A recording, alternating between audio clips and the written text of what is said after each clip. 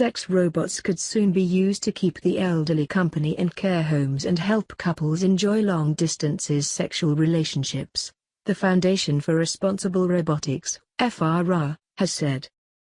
There are currently 4 manufacturers making lifelike robotic dolls worldwide, but experts predict that in coming decades they could become widespread, used not just as a fetish, but for sexual therapy and as companions for lonely, disabled or older people.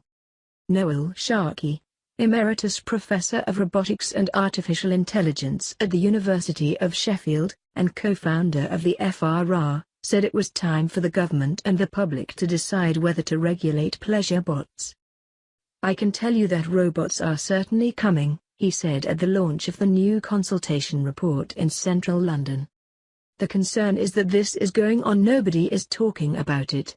People snigger about them, but they are actually shipping quite a lot and we are going to see them a lot more. They are being proposed for the elderly in care homes, which I think is controversial. If you have severe Alzheimer's you can't really tell the difference.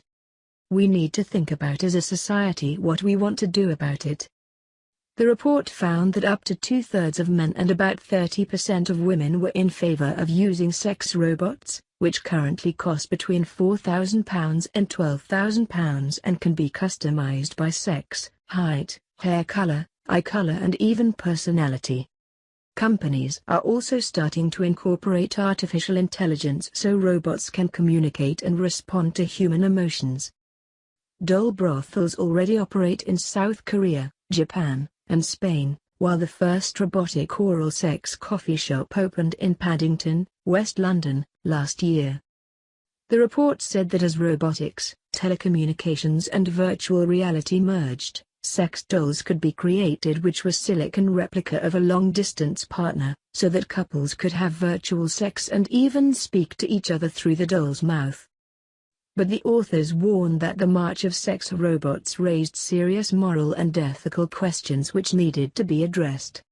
They warned that users could become socially isolated or even addicted to the machines which could never replace real human contact.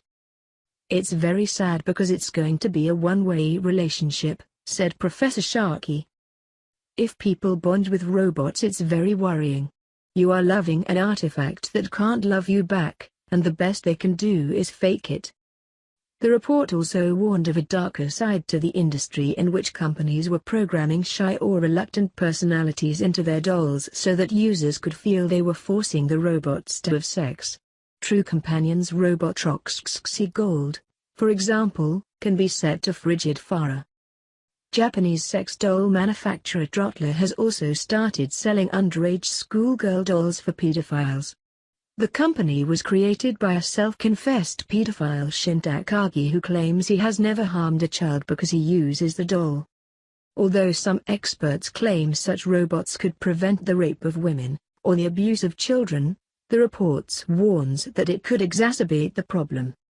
Philosophy professor and robot ethicist Patrick Lynn of California Polytechnic said, "Treating pedophiles with robot sex children is both a dubious and repulsive idea.